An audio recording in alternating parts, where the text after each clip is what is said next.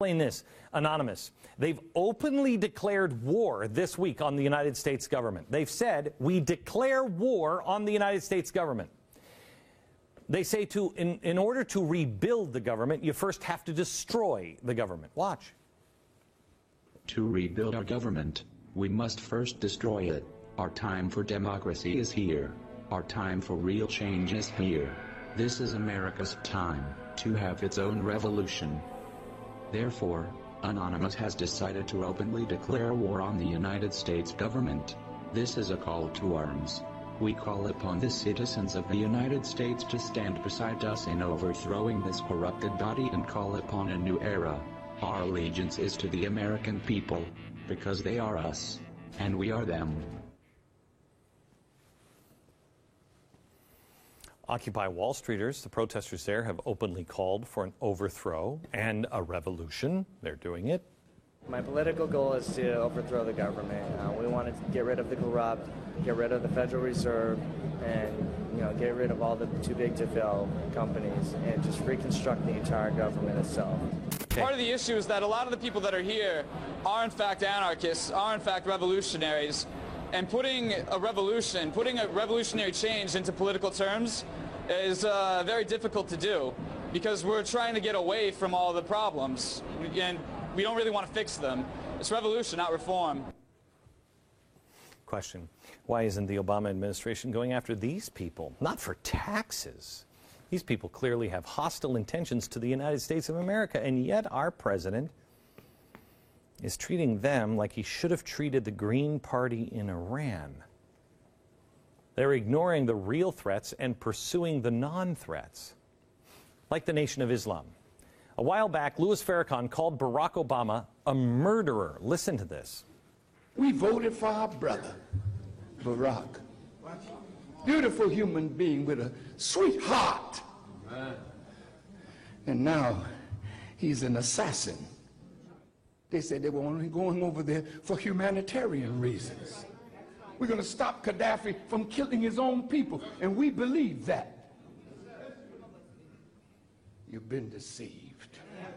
You talk about a man killing his own people when you lie to the American people saying that Saddam Hussein had weapons of mass destruction. When you lie and then take innocent young men who come to serve their country and send them to die in Iraq, in Afghanistan, over lies, that's a murderer in the White House. Okay, now he comes out and he says, hey, I just thought of something. Do you know that racists in the Tea Party are grooming a phony Muslim to go out and murder Obama? This was Sunday. Did you see this in the mainstream press? If our brother wins, and I believe he will, the anger of those hardcore racists, the Tea Party zealots, and the Republicans who want to make him a one-term president will be such that perhaps a patsy or two is already being prepared, as in the case of John Wilkes Booth, Lee Harvey Oswald, I'm telling you, trouble. Sirhan, James Earl Ray. What is a patsy? A patsy is a dupe or scapegoat. I'm listening to these ugly attacks on our brother, and I'm saying to black people, white people, to the American people, it would not be wise for you to harm him, even though you disagree with him. But I believe they want a Muslim to kill President Obama. This is amazing, amazing rhetoric. Remember, the people he just called out, the assassins of the past, those are all from the 1960s. Remember, it is the left that is trying to recreate 68. There were assassinations in 68, need I remind you. And one of the assassinations, the assassination of Malcolm X, this guy. They've never denied that they were involved, and they were the one that put the hit out for Malcolm X, the Nation of Islam. To me, I think there's smoke here. Sounds like maybe somebody's trying to provide a little cover. I'm sure he's well aware of the history of the Nation of Islam and the assassinations in the 60s and the fact that he killed, or they killed, Malcolm X.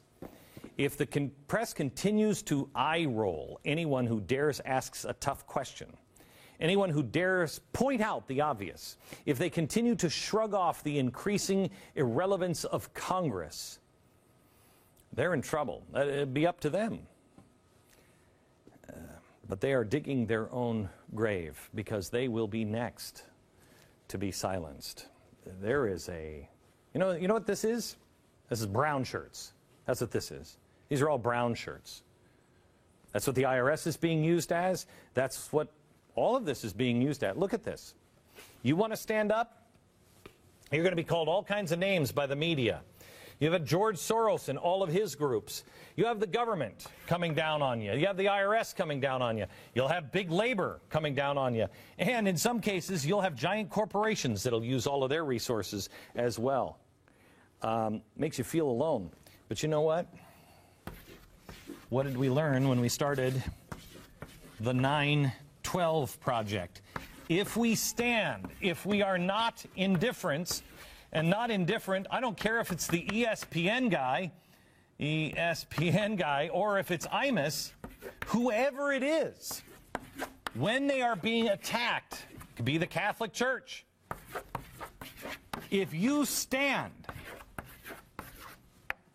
you outnumber these guys. But they're counting on Americans not to stand. This is why I say we're all Catholics. We're all Jews. We're all the ESPN headline writer guy. We're whoever is being attacked. Because they've put together a nice little group to stop anybody from blowing whistles, anyone that'll say anything. And the majority of people don't watch this show. The majority of people don't watch shows like this. The majority of people can't even tell you what the Tides Foundation is. The people in the media, you better wake up, man. You better wake up. You're digging your own grave. And unfortunately, you're digging ours as well.